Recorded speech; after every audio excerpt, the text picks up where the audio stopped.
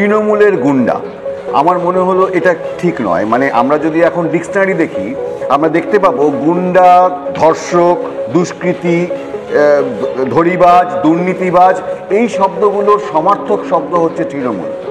একটা কথা তন্ময় কানের মধ্যে ভাসছে, ওই মায়ের আর্তনাদ, ওই চিৎকারটা, আমার মেয়েটাকে আর আমার মেয়েটার ফিরে আসবে না, আর জড়িয়ে ধরে বলবে না মা আমি ফার্স্ট হব, ওকে ওরা ছিঁড়ে খেয়েছে। আর একদিকে সেই সময় মুখ্যমন্ত্রী ডান্ডিয়া নাচছে।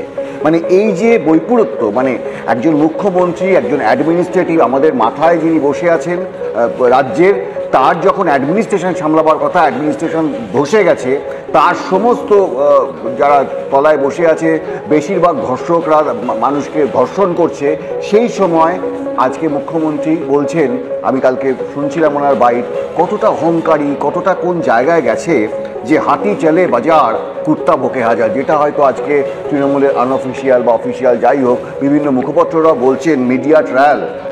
দিদি আমরা কি করব, আমরা তো অসহায়। আপনারা আপনাদের উপরে বিভিন্ন রকমের, কখনো অর্থনৈতিক অত্যাচার করছেন, কখনো আমাদের নারীদের ধর্ষণ করছেন, এবং তারপর পুলিশকে দিয়ে, প্রশাসনকে দিয়ে আপনারা আমাদেরকে হ্যারাস করছেন। মানুষ আজ কোথায় যাবে? প্লিজ আমার মুখ্যমন্ত্রীর কাছে করজোড়ে অনুরোধ, মানুষকে এভাবে খেপাবেন না।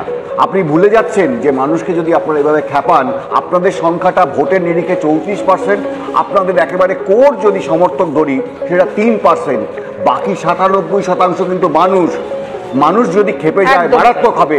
আপনারা খেয়াল করবেন, খুব মারাত্মক অশনি সংকেত, ফাঁড়ি পুড়িয়ে দিয়েছে আমাদের কুলতলিতে, কুমার এতে। মানুষকে এভাবে খেপাবেন না, এইভাবে অহংকার দেখাবেন না। আপনি মানুষের ভোটে গেছেন, মানুষের জন্য কাজ করুন, তৃণমূলের দলের লোকেদের জন্য নয়। রাজা চলে বাজার তো কুত্তা ভুকে হাজার।